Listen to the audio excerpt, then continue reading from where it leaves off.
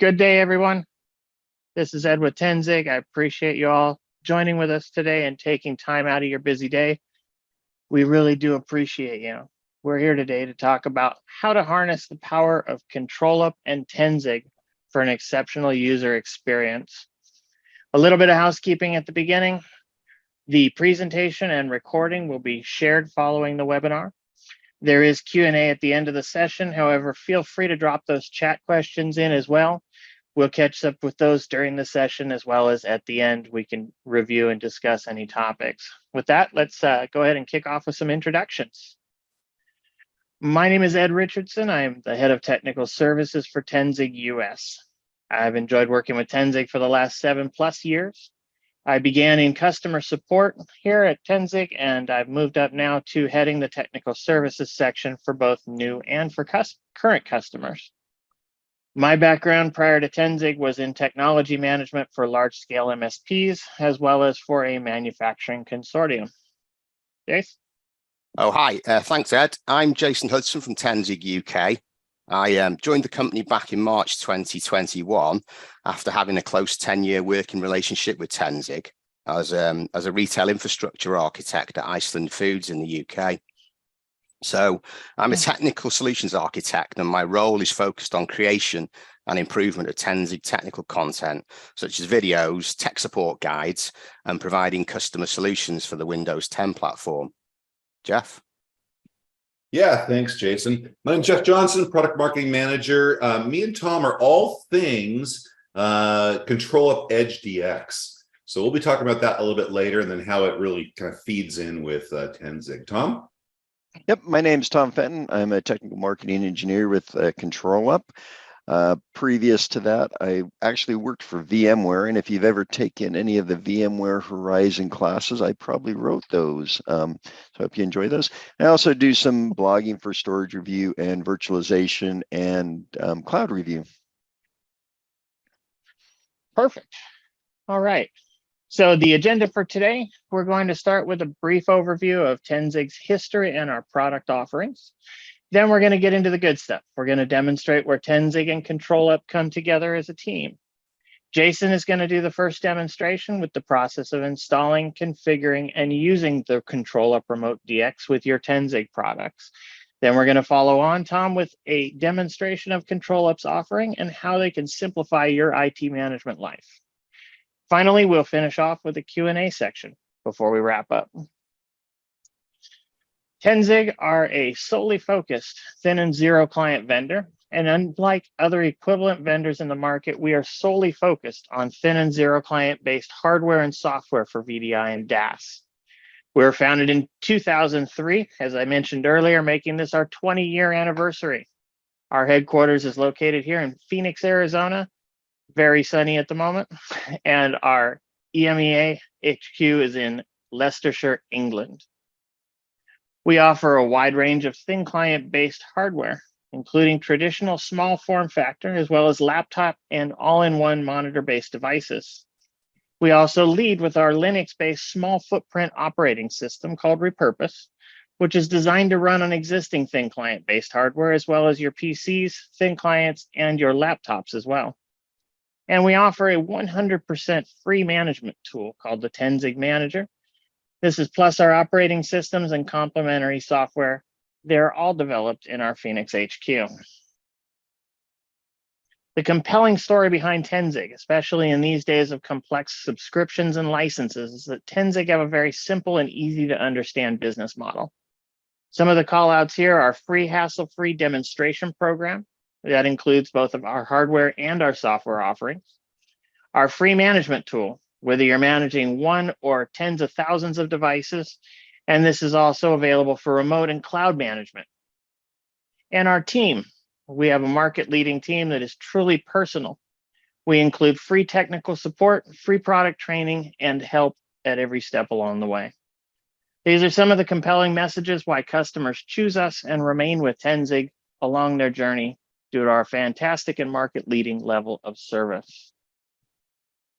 Just to summarize again some of the points, Tenzig offer a wide range of hardware and software-based endpoints, whether it's thin or zero client running our purpose-built Linux or Windows OSs are repurpose Linux-based operating system for repurposing existing hardware. Tenzig make up a moving part of the overall VDI and DaaS puzzle. Since this type of solution has a lot of moving parts, it's essential to be able to monitor, manage, and optimize those platforms for performance and user experience. ControlUp offers exactly that in their Remote DX and Edge DX products, managing either the VDI or DaaS space in the form of Remote DX and the physical endpoints in Edge DX. While Tenzig offer a purpose-built endpoint for VDI and DaaS, it can be complemented by the ControlUp solution to monitor the end-to-end solution based on the number of moving parts involved. This type of solution demand has increased greatly since 2020 due to both the increase in companies deploying VDI and DaaS as well as existing VDI and DaaS deployments that are now connecting in a much wider distributed workforce model. This adds to the moving parts involved because previously the majority of deployments would have been connected via a well-connected managed network versus now where we are using home and public networks that are essentially unmanaged. Thanks to this partnership, we can now offer our mutual customers the Remote DX and Edge DX plugins for both Tenzig Linux and Windows-based endpoints. For Linux, this is supported from version 16.4.34.6 and above. The Remote DX and Edge DX plugins are deployed via the Tenzig Manager as a firmware add-on and can be downloaded from the links on this slide. For Tenzig Windows 10 IoT-based devices, the plugins are also available for local install as well as being able to deploy centrally from the Tenzig Manager. The combination of function and monitoring makes for a really strong partnership. It includes regular sync with our product management and development teams, regular packaging up of the appropriate plugins into binaries for the Linux OS. We also have a clearly defined support and escalation track between both organizations for handling and handover of support, as well as importantly, in-house setup with the ControlUp tenants on the Tenzig side, as well as having Tenzig endpoints readily available for the ControlUp side of things. Altogether, this brings us together nicely. Jace, I'll turn over to you for your demonstration. Cheers, Ed. Thanks very much for that. So our software at a glance then. NOS is our singular Linux-based zero client platform for supporting VMware, Citrix, and Microsoft VDI DaaS solutions. PCOS builds on that by using the same architecture to support multiple VDI DaaS solutions in one OS, as well as adding Chrome, Firefox, and other apps and plugins to run the OS with a plethora of different EUC requirements, including running web and published apps from different streams. Where PCOS is designed to run exclusively on Tenzig hardware, Repurpose adds to this, being designed to run on third-party hardware. Tenzig also offer a Windows 10 IoT offering for customers who need to run specific Windows-based apps in a VDI DaaS, web, or published app scenario. Tenzig include custom build wizards and management agents for securing this alongside our Linux-based offerings. Finally is Tenzig Manager, which is included free with every Tenzig endpoint and can enable automatic configuration, ongoing management, and comprehensive software deployment options, and is instrumental in any deployment.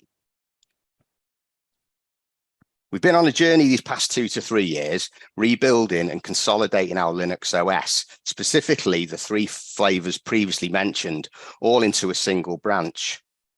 The vision was to offer the same look and feel regardless of whether you're running the OS on Tenzig hardware or third-party hardware. This includes, of course, the same management tool with Tenzig Manager. Our priority for the new platform was to speed up development by reducing duplication of effort, as well as aligning with our partners to make it simple as possible to integrate client packages and plugins for all VDI DaaS client apps. And our mission was to make the OS secure as possible, able to respond to vulnerability threats as they occur. We're aligned with Ubuntu, currently 20.04 LTS with 2022.04 expected by the end of the summer. Think of the OS as Ubuntu Lite, which is finely tuned, optimized, and secure, packaged together by Tenzig for easy deployment and management. Again, you'll see the OS in action during the next demo. So before the demo, just some important points on Tenzig Repurpose. From a requirements point of view, Repurpose can be installed onto x86 hardware and has very modest requirements due to its lightweight architecture. The OS can be run from live from a USB flash drive, as well as being installed over any existing OS storage. It can also be deployed using Tenzig Manager. Some added benefits not featured in competitor solutions then. We have a simplified license model which is perpetual and includes 1 year of software support. The license isn't specifically registered to hardware devices in particular and is transferable ad hoc to different hardware. We have a singular management tool, whether you're running our own hardware or third-party hardware. More importantly, we're a single stop for thin and zero client hardware and software, meaning we provide end-to-end support under one roof and not multiple vendors. You can register at the link shown for a free download demo of Repurpose. So now it's time for our demo video. During this 12-minute video, we'll get you started with Tenzig's Repurpose and guide you through the following steps. We'll be creating a Repurpose boot key installer, booting and running Repurpose live from the USB boot key, installing Repurpose from the boot key to the local hard drive of a legacy device, deploying a ControlUp EdgeDX add-on via Tenzig Manager to Repurpose, registering the EdgeDX agent on the Repurpose device with ControlUp, and finally, we'll demonstrate a login to the ControlUp EdgeDX user interface and show our connected device. Okay, so I hope you enjoy it. I'll just share the video.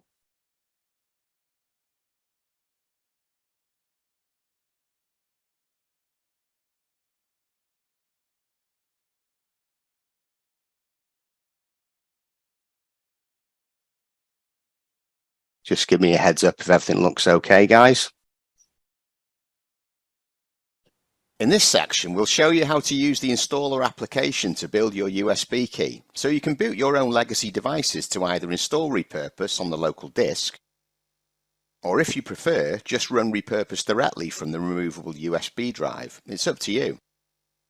First, we need to insert a USB drive into our own Windows PC, as this is where the Repurpose installer application will place all the necessary image files needed to run Repurpose live, or if you prefer to install on the legacy machine. When you first download the RPOS installer zip file, you'll need to unzip the contents to a local location on your own PC first, before you can start to build the USB key.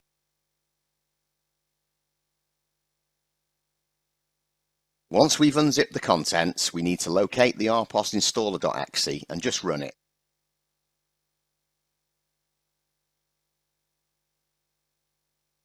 You'll then be presented with a screen that asks you to locate a device to place the installer content onto, and also a disk or ISO image that will be used later on to run or install our new Repurpose operating system. If we click the drop-down list, we only have one USB device attached to our local PC, so we'll select that. Now we need to select the ISO or disk image. So we click the select button and then locate our Repurpose ISO image. This should be in the same folder that you just unzipped the installer content to. Highlight the ISO image, click Open,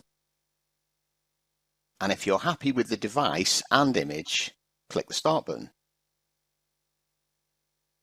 We can see a message presented informing us that all data on this device will be destroyed. At this point, please make sure that this is the correct device, as once you click OK, the process will format this USB drive. Remember, if you're not sure that this is the correct USB device, then click Cancel and just double check before you continue. Once we've clicked Start and clicked OK to continue, we can see that the USB drive is formatted and the ISO content is being copied to it. This process only takes a few minutes, but we'll just fast forward for the purpose of the demo.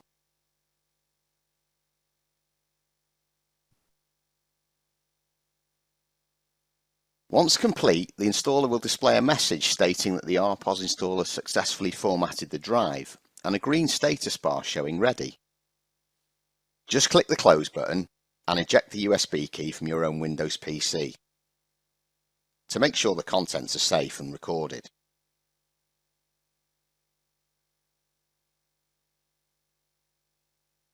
In this section, we're going to take our existing Windows 10 device and boot it up to run the previously built USB-based Repurpose OS in live mode. Insert the Repurpose USB key into your existing legacy device and then restart the machine.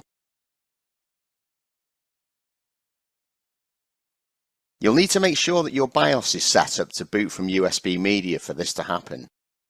If it isn't already enabled, just go into the BIOS, set it to boot from USB devices, save the settings and then reboot again, with your Repurpose key still inserted. There's a good chance that our BIOS settings shown here will be different from your existing devices, so check with your system administrators for information on how to do this. Once the device begins to boot, we can see the Tenzig logo, and shortly after, the configuration wizard is displayed with the end user license agreement. Scroll down to the bottom of this and click Agree. Next, we're presented with options to select the country in which we'll be using this repurposed device, and also customize any keyboard-specific settings. If we click Next, then we can set the time zone, date, and an NTP server address if we're using one. If we click Next, then the wizard completes and the repurposed desktop is displayed, with the shutdown and control panel icons in the bottom left of the screen. In this mode, we're running the Repurpose operating system live from the USB drive that we booted from. But if we wanted to, we also have the option to install Repurpose from this USB device directly onto this physical hard disk, so that we overwrite the existing legacy Windows 10 OS already installed. This gives us the benefit of being able to use this converted machine without booting and running from the USB key in the future. However, if after you've installed Repurpose on the local hard disk, you can, if you wish, still boot and run it from the USB boot key. So you have many options at your disposal.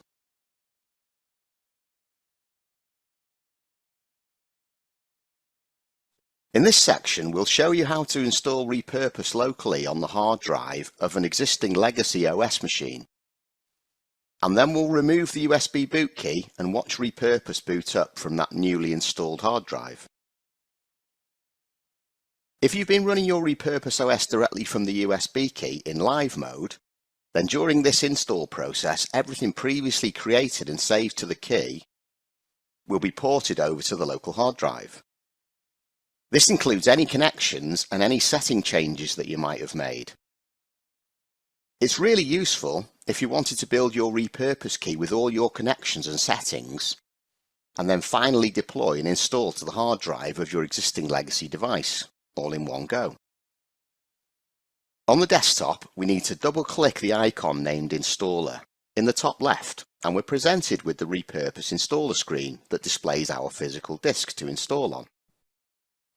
Before you start the installer, just make sure that you want to overwrite the existing OS on this disk, as the installer will format the drive as part of this process. We just click the Install Now button, and the process will format the disk and begin copying all the necessary Repurpose operating system content to the physical drive. One of the big benefits of installing from the USB key is that you can modify the content and reinstall your Repurpose OS as many times as you want. Just boot from the key, make any changes to it, and then run the installer again. All existing content on the local hard drive is replaced with the complete content of the key. It's that simple. This install process only takes a few minutes, but for the purpose of the demo, we'll just skip forwards. And once finished, we can see the reboot message, asking if we want to restart the device. Remove the key first and click Yes, as we want to boot from the local hard disk next time and not the USB key.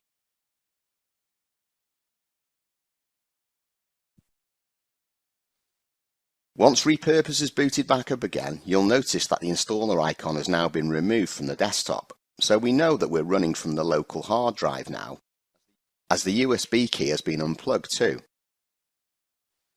However, if we wanted to, we could plug the boot key back in, restart the client, and we'll be running live from the key, just as we were before. In this section, we'll show you how to carry out a firmware add-on upgrade to repurpose using Tenzig Manager to enable us to deploy and set up a ControlUp EdgeDX agent inside our new repurpose OS. As part of this process, we'll then show you how to register your Tenzig device with ControlUp EdgeDX using a tenant name and a device registration code that we obtained from within the ControlUp EdgeDX user interface. To take advantage of the ControlUp EdgeDX monitoring agent on your Tenzig Linux-based devices, you'll need to upgrade to OS firmware version 16.4 and above. For the purpose of the video, we've already upgraded this client to be able to take advantage of the add-on upgrade. However, to download this and any other add-ons and firmware for your devices, simply visit www.tenzig.com, click the hamburger icon, and click on the firmware downloads or firmware add-ons to complete your download requirements. Once you've downloaded your ControlUp firmware add-on, you need to import it into your Tenzig Manager server, ready for deployment to your Linux clients. Inside Tenzig Manager, right-click on the client in the list, select Firmware Update, and then click Install when the dialog box appears. Navigate to the folder where you downloaded the add-on to, highlight it and click Open. This will import the add-on, and if you click the add-on heading above, you should see it in the list. Click to highlight it and then click Apply. Answer OK to the confirmation question, and a few moments later you'll see the Update Firmware message appear inside the Thin Client Jobs window. Shortly after, you'll see the Upgrading Firmware message appear on the Tenzig client desktop. A few moments later, we see the message Firmware Update Complete, preparing to reboot, and then the Tenzig Manager reports a successful upgrade and the Tenzig client reboots. When the Tenzig client is booted up, if we right-click on the desktop and select Control Panel, and then click the ControlUp EdgeDX Settings applet, we're taken into the settings screen where we can enter our tenant name and device registration code and any proxy details if we're using one. We're going to tick the box marked Enable and then copy and paste in our specific tenant name and device registration code, as provided to us from inside the ControlUp EdgeDX user interface. Once our details are pasted in, we click OK and then wait a few seconds for the agent to start and register itself with the ControlUp tenant. While we're waiting for the registration to complete, we'll sign into the user interface and our device should be sat there ready and waiting for us. Open an internet browser window and type in the tenant name that was given to you by the ControlUp team. This will end in controlup.com. Type in your username and password and click Sign In. You'll be prompted for a multi-factor code here, so just key that in and click Sign In again. Once inside the portal, you can see the home dashboard. And if you click the Devices heading, you can see our recently registered device at the top of the screen. If you click the device name, then you'll see some metrics appear under the titles General, Operating System, Hardware and Network. Congratulations, you've successfully registered and enrolled your first Tenzig Linux client into the ControlUp EdgeDX user interface.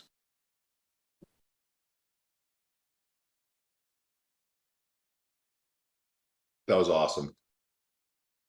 Yeah, you enjoy that. Thanks, Jason. Short and sweet. Yeah. Well, good. If you have any questions, again, please hop onto that chat. So you want to go ahead and get to the next slide there, Jason? Hey, I did see a couple questions in the QA that maybe now's a good time to answer. Do you guys support AVD?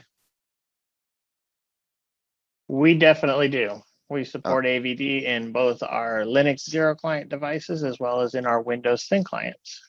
Fantastic. And another one was, does the management console run in the cloud or on premises? The Tenzing Manager is deployable wherever you want to put it that can host a Windows-based operating system. So either you want to run it on-prem, in a data center, in a cloud, private or public, it will adapt and work in any of those environments. Okay, so it doesn't have to have any kind of local networking stuff there. You Not at all. You can run a completely dispersed workforce by running the manager server in your cloud of choice and then having all of your agents in whatever geographically dispersed location you want them. All right, great. Yeah, and that question was from Ed in Pueblo, Colorado. So yeah, thank you. Thanks, Ed. Awesome, Ed. All right.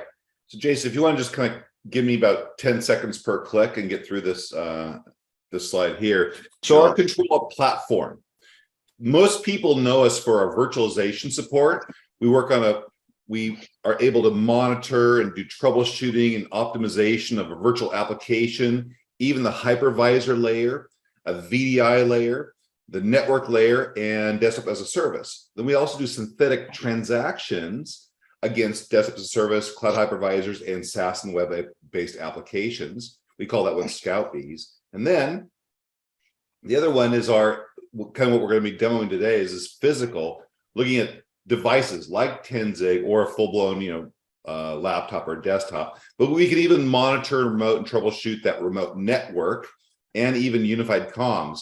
So we think about all of these. Go ahead and click again. This is our digital employee experience platform. So click one more time. So we capture all of this, and basically what we're about is closing tickets faster. So across virtual, synthetic, physical, having a historical performance metrics with real-time updates for faster time to remediation. Go ahead and click. So close tickets faster. Also prevent tickets through automation. If we have, all of us out there, we have so many problems that are known issues with known fixes. If I have a known issue and I can programmatically detect it, I can programmatically fix it. So our customers are doing 2.7 million automations per week. Go ahead and get the next one. And then we also reduce spend, so consolidating IT tools. Because if you think about it, reducing spend is also reducing just cost. If I have to escalate to my network people because I don't have networking tools, because maybe the client has too much latency to connect into their VDI or DaaS environment, well, that's time and money. I have to escalate that through. But if my tech support, even my level tier 1 tech support has some insights just to that remote network, to the remote network, to that unmanaged network, then I can solve things faster and get through that ticket quicker. Go ahead and click. I could basically have one more slide. So a lot of our customers, they've had problems implementing new solutions. So we give a really great path to get there. So the first thing we focus on our customers is reducing tickets, virtual and physical desktop remediation times, unified comms optimization and troubleshooting, and like I said, remote networking. Then we move customers over to say, hey, once you can start to reduce the time it takes to troubleshoot and remediate, then you freeze up some time to solve problems before they even become tickets. Then we move people over to streamline IT operations, reduce costs. Then we move people over to improve that experience. Like look at user experience scores, application activity monitoring, employee sentiment tracking. We're able to then really get to a higher level of understanding what's going on at the desktop. So go ahead and click again. So that leads to faster MTTR, automations, savings, and ROI. That's great. Go ahead and click one more time. So let's get into the demo, because what's really interesting, Tom, you can start queuing this up. So if you want to give Tom control of the desktop, because what we're going to see here is, all right, with our great partnership with Tenzing, when do we start? We have our great real-time DX monitoring of virtualization, hypervisors and networks and DaaS and VDI. And we have some great product there, but then that kind of, if we want deeper understanding what's going on with a desktop, then we turn to our Edge DX product. So Tom, why don't you take it over from there? All right, fantastic. Another question. This is from Steve in Alberta, Canada. So does Tenzig work on any x64 system? Does the repurpose OS work on that? Just about any x86 based system is available for repurposing. There are a few here and there exceptions, but about 95% of them are supported, yes. All right. And so Brian, thank you for the queue up there, Brian. Did you write, he asked me if I wrote the review on the Tenzig device 6000Q for storage review. And yes, I am the same guy here that did that. And You're so famous, Tom. I know. I'm kind of a big deal, Jeff. Kind of a big deal. So I can kind of, so I can actually speak to this. Stuart was kind enough to send me out this device, and it really is a sweet little device. And so you can either run it on 10Zig hardware or on just a repurposed PC, right, guys? Yep. And if you want some great telemetry or metrics off that device, what would you use, Tom? I would use ControlUp. And so what I have here is a pop-out view that shows the connection from a thin client to a Horizon desktop. And so Jeff, what's the biggest thing we've seen over the past couple of years with our users having? What's the biggest issue they're seeing, these remote users? Oh, Wi-Fi. Yep, right. Wi-Fi and connectivity to the. So you think about this, when we were all working from the office, we had huge Cisco departments, right? We had huge, networking departments that would monitor and optimize all of our network capabilities. But once we start working in Starbucks, at home, the libraries, wherever, now we have unmanaged networks that we're connecting to, and freaking latency and connectivity, the Wi-Fi strength has really been an issue. Sometimes the #1 help desk issue in America or in the world. Oh yeah, absolutely. And so this is just a pop-up of our real-time console. We're going to be talking about EdgeDX. And so what the real-time console does is it monitors the back end, the virtual desktops, can tell you their health, how well they're performing. But like Jeff said, as soon as the world changed, as soon as we started working remotely, we got all these calls, hey, my Horizon desktop isn't performing well. Well, no, actually it is your home networking. You got, kids trying to do remote learning, blah, blah, blah. And in this case, we see a, 605 millisecond latency between this physical laptop and their home router. And we can get that insight. So as a support professional, you can say, really not our problem. You got some issues there. Maybe I'll send you a 50-foot cable to connect. Yeah, we had a customer, they shipped out like 550-foot Cat6 cables to everybody and said, get off your Wi-Fi. Yeah. But occasionally we do have issues on the device side, and so we can do that. And so this is the real-time console. You can bring this pop-up, and what I really like about this is you can go ahead and click that, and it brings you into the device metrics. It lets you examine and explore what's going on with the device itself. This one happens to be, it looks like a Windows device, but let's take a look at. Tom, just be really clear. You were looking at a real-time DX. So real-time is our virtualization management and monitoring optimization platform, and then you were looking at remote DX.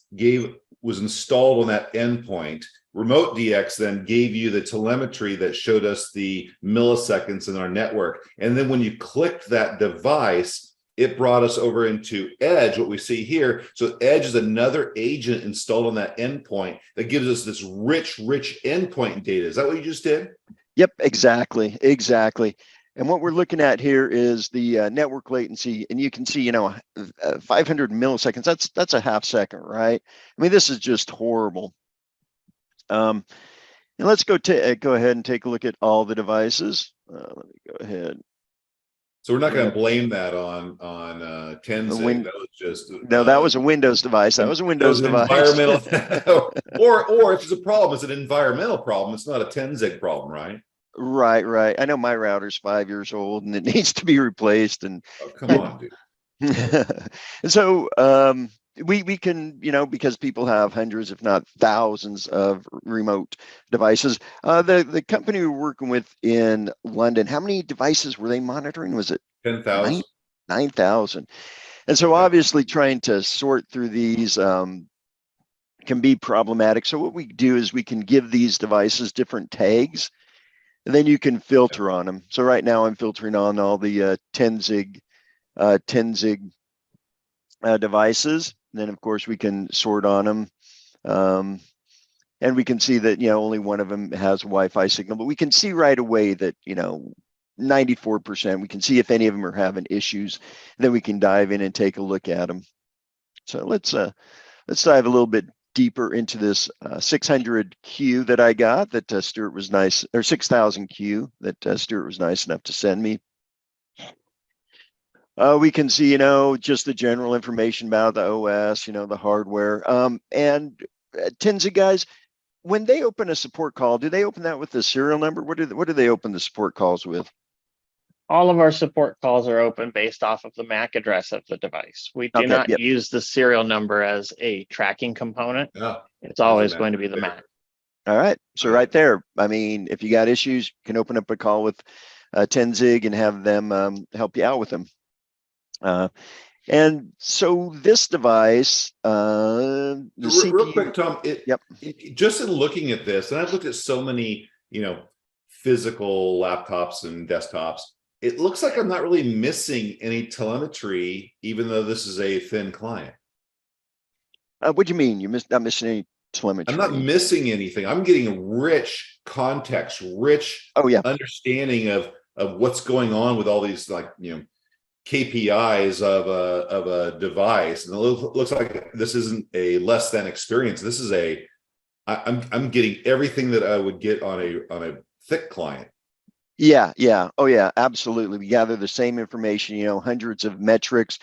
We collect them in real time. You can go back in time and take a look at them. Right now, I'm just looking at today. We could go back, last 7 days and see how things are performing. And this database is just so rich and so quick that, I mean, you saw it update and we're looking at the last 7 days of data. And one of the things I'm seeing that I know is not quite right is this CPU usage. I know thin clients are very efficient. In fact, I'm doing a session at VMworld Explore that we talk about how fat a thin client is. And this has, no way should we be using 50% of the CPU. So what we can do is just hover over a spot and it'll tell us what process is consuming. We got a DD command consuming, 49% of the CPU usage. Yeah. And then we can, dive in even deeper. We can take a look at the active processes on it. Right there, DD command. Let's just go ahead and kill it. It's random dev null. Yep, we'll kill it with extreme prejudice. Terminate. That's awesome. Well, I'd get this one too. And bam, right there. So you had a customer or a user who was calling saying, "Hey, my device isn't performing well." And we saw it's CPU usage. Let's go ahead and get rid of that. And it'll go back and show 0. So we kind of relied on the user to tell us about it, but we can also set up alerts. Really easy to set up alerts. So go ahead and click that. I like alerts. I've used them. They're really good. I always think of, like, when I call, like, my insurance company, or I call some kind of a help desk service company, maybe it's a credit card or insurance or whatever that is, and how many times, and I'm sure most of them, if not all of them, are using some kind of a thin client environment, going up to a desktop or an application to run their line of business thing, right? And how many times have you been on this support call where that person on the other end says, "Sorry, my computer's running slow today." Right? I'm serious, Always. right? Always. Yeah. And are they calling help desk? No, because they probably don't think help desk can do anything. But if we can set up alerts based off of certain criteria to understand what slow is, and then go out and either fix that or be alerted to that. We need to, like, if we had an update to our application, now our application's running slow, or they have bad Wi-Fi, or because it's affecting the end user. It's affecting me, the customer, because that agent's telling me they're having a less than experience, and it's keeping me on the phone longer. And that's the last thing I want to do is talk to them. Yep. And so setting up alerts. Nice little graph there. Wow. I like the fact that you've got like the trigger window as well. Obviously, like you say, I'll only really want to see an alert if I trigger this event, like you've got there, CPU load exceeding 50%. If I see that like 20 times in an hour, then I want to get an alert kind of thing, not just one off that's happened during the day once. Do you know what I mean? So you're not inundated and bombarded. Yeah. So I'm going to give everyone here just a sneak peek. Can I do this, Jeff? Is that okay if I kind of, so I'm not even going to ask you. So you can use a webhook URL. So you can you have possible deniability, Jeff. Okay. So you have webhook URL. You can run a script action to correct an issue automatically. If you can script it, we can run it. You can email someone, but we also have this one right now that this is kind of in preview. You can create a ServiceNow ticket. So it automatically opens a ServiceNow, and that's so cool. You do it, and then, like you said, if the problem resolves itself, then you can automatically close that ServiceNow ticket. Isn't that so neat? Which is also nice. Like, let's say that as an action, you had an event come up, but then you had an action that fixed that event, but you also wanted to create that ticket and then have that ticket closed, because then at the end of the year or end of the month, you can see how many tickets were avoided by ControlUp. So you look at your ROI of this whole endeavor, and you're like, well, look at I closed, we fixed 10,000 issues last month, and let's say half of those would have been a call, the other people would have just complained to everybody they know. Well, I fixed 10,000 of those problems, right? Oh yeah. Or if you're a service person, right? Hey, I got this device up. Let's see if they got any ServiceNow tickets. Right there, we can say, hey, you got a ServiceNow ticket. Let's go ahead and take a look at that guy. See what's up with it. And I might be just a little bit too excited about ServiceNow integration, but yep, it takes just a second. And that's on the ServiceNow side, not our side, because we're in development. There, bam. So cool. Yeah, you can see all the times that it hit, keeps adding. I have it set up so if it happens, every couple hours it'll add another activity into it. And then I'm sure that there wouldn't be a problem with Tenzig device. It would just be a problem with the the Windows environment the Tenzig device is in, right? Yep. And so you can see all these ServiceNow tickets that got opened automatically from our integration. And that's so cool. Man, that's super cool. I love it. Yeah. So we also have reports, because managers, they like to see aggregate data. They like to see, overall hardware operating systems, things like that. So you can run reports. Our database, it's a highly performant. It's open. You can pull whatever information you want out of it, and create your own reports. Or we have these pre-configured reports. Maybe you want to do something like battery health. You're a manager. You need to figure out how much you need to allocate next quarter for devices with battery. And again, that company we're working with in London, they had 300 devices. The batteries were less than 50%. And so, that's not 50% charge, that's 50% health. So they were able to then to just go ahead and buy a boatload of batteries, negotiate a good price, and send them out proactively to all their users without them just complaining or without them opening a ticket. They were having a less than experience. Ed, were you gonna say something? No, I was going to say, I'll bet that avoided a lot of downtime overall for that customer, just in the fact of not having people being out of their laptop and having to call the help desk and, spend that time. Or just complaining that, their laptop sucks so bad, but does it really? It's just the battery. Yeah, you can't, you can't be in a meeting for 2 hours and then have the battery drain. You just complain. But to just get shipped a new battery, hey, freaking awesome. Yeah. And so I mentioned you can run scripts to automatically correct issues that are happening, but you can also just run the scripts against them as needed. For example, got all these 10-zig. Actually, I'm going to go ahead and remove some of these. I have all these 10-zig devices, and maybe we want to do something like run an action, a script action against them.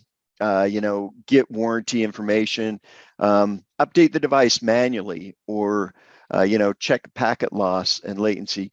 Just one click, I can check it against all these guys, or I can check it against one. Right here, we have the same actions. You can see where the when I kill those processes, the CPU load is now down to 0. But you know what? For demos, I'm just going to go ahead and start that back up. My Mac CPU right there. Bam. So telling these action scripts, I just want to make everyone really clear. Like, let's say that you're working pretty closely with the 10-zig people, and and they've written some. I'm sure Ed and Jason, you've written some scripts to configure things or fix things or do something. You could just take those scripts that anybody has written to fix anything and then just suck them into or apply them into ControlUp, and then it will just run when you need them, right? Correct. Yep. And you guys, I imagine you get the command line, you can do certain things. You know what? We can give you that shell as well. I just popped up the remote shell here. You can see I'm on that device. You can, sometimes it just takes one command to help a customer out and solve that problem, right? Yeah. Yes, and so you can run all of those from there as well. Yep. And I know you guys have the remote shadow, the remote console feature in your management platform, right? Yep. Yep. We And sure do. we can do the same thing. We can take a look here, and just gives you another method to help the customers out if for some reason they can't get to the management console, or they're just they just need to do it. So right here. Hey everybody, just keep the webinar chat going. Like, I know we're going through a lot of stuff pretty quick, but any questions, we're here to help. Yeah, Definitely. So you're there. You can help the customers out. Do what you need. Oh boy, man, we've covered a lot of ground here. And you remote controlled into your 10-zig? Yep, remote controlled into it. Remote console. We got 7 minutes here. Anything else you want to see? I mean, yeah, we could be here for another hour. Should we go back to the slides, or is there anything else you want to see before I go back? Yeah, let's go back to the slide. We have one more slide.